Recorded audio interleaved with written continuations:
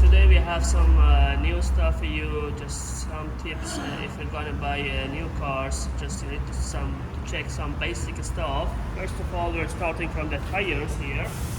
This is the most basic one. You can check the tires to identify if they're good or not. First you can check the patterns. So this tire looks good to me.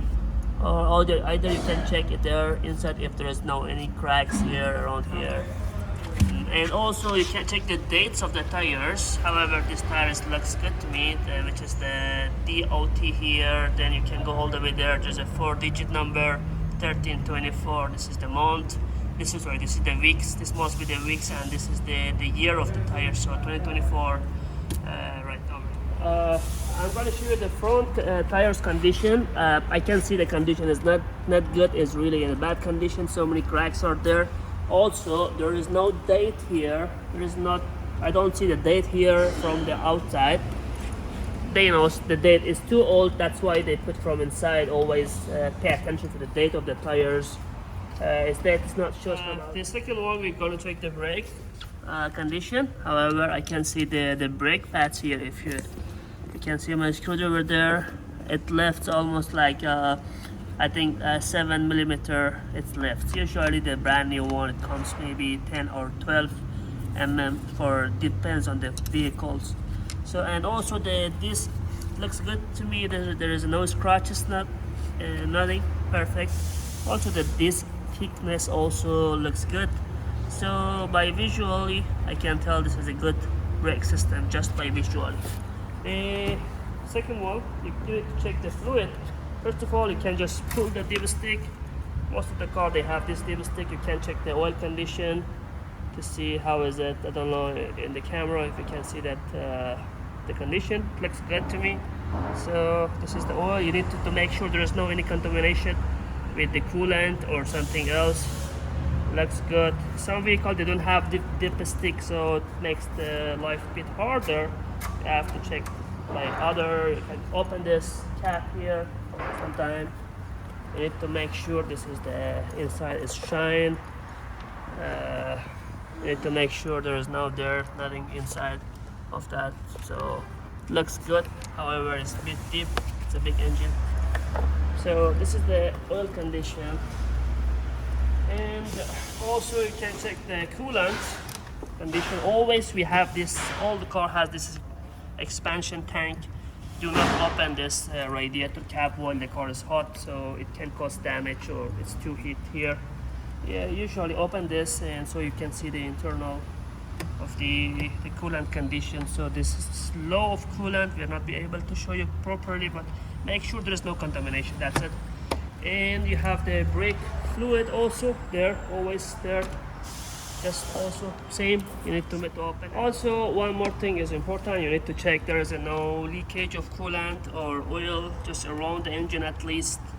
You'll not be able to check whole engine condition of the oil leakage, but at least on the top area, which is the sides there. So this is the normal. You can check, yeah, to make sure there is no leakage of coolant or oil or something, or other fluid like brakes or sometimes for the steering.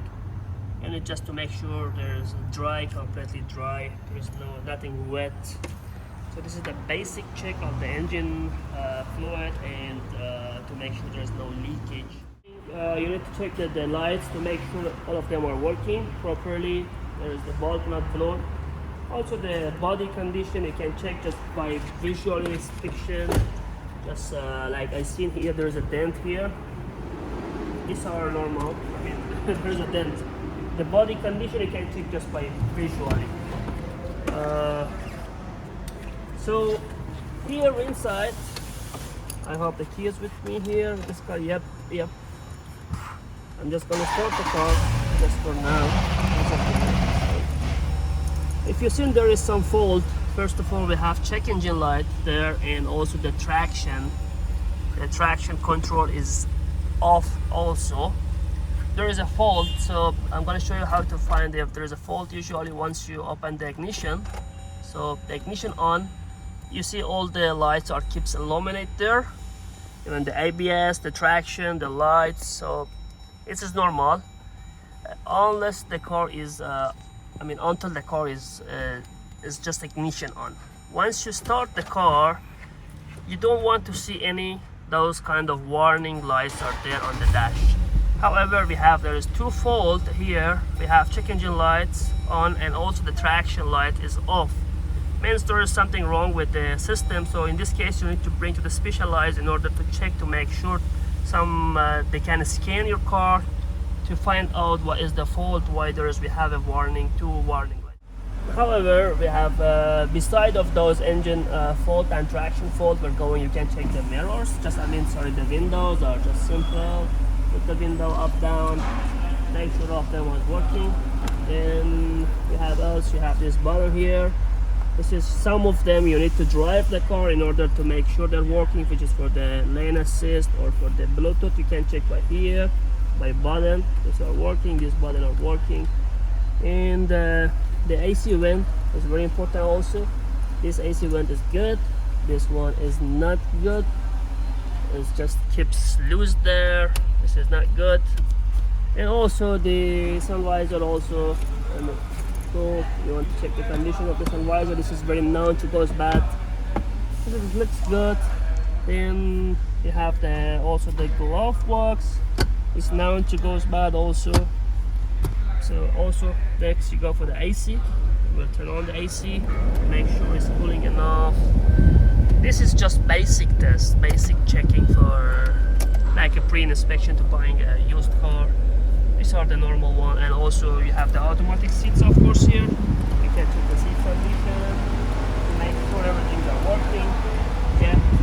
Also, the car has a sunroof, moonroof. You can check this one also. The buttons are here.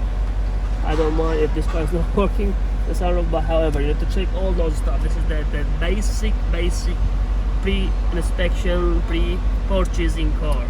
Yeah. Two more things I forgot to mention. The gear, actually. I believe once you shift to the drive, you don't want to feel any kind of jerk. Just must be smooth. Back to the neutrals, we're going back to the reverse.